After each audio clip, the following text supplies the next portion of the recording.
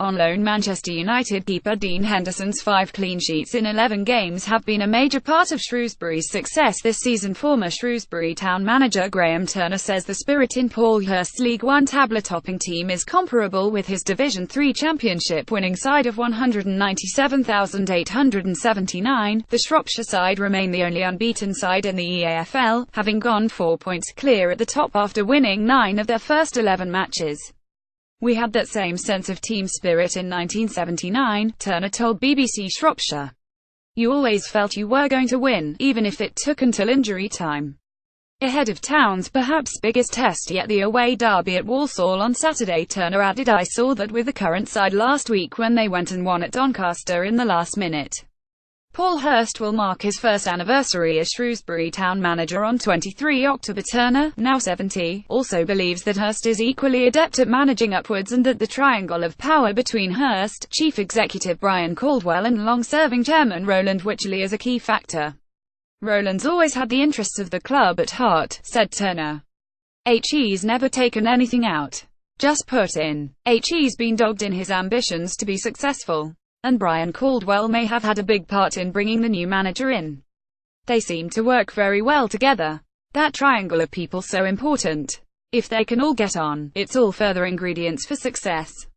Shrewsbury can go for a Burton after taking over from Wolves-bound Richie Barker in November 1978. Turner's side 41 years ago set the benchmark as far as the Shropshire club's history is concerned.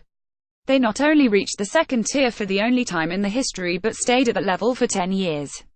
After moving on to Aston Villa, Wolverhampton Wanderers where he twice won promotion and Hereford United, where he enjoyed 2 more promotion successes, Turner enjoyed another promotion when he came back to Shrewsbury for a second time in 2010. He then exited football management for the final time when he left New Meadow in January 2014, but he has watched from afar with interest this season and has been impressed.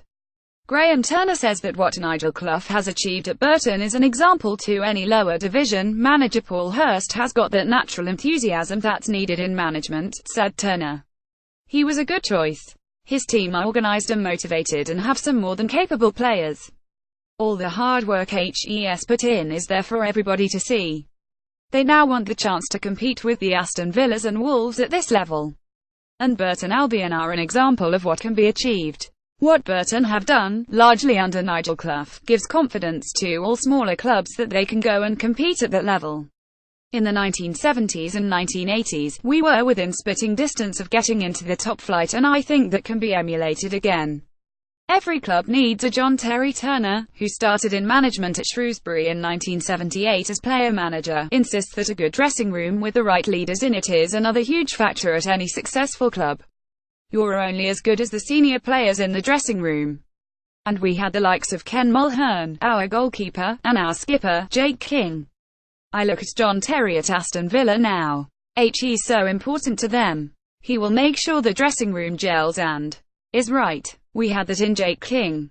He was our John Terry."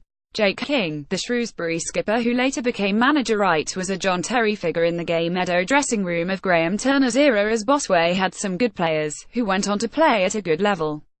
But the game was slightly different then. There was more of a drinking culture about football, even at the top level.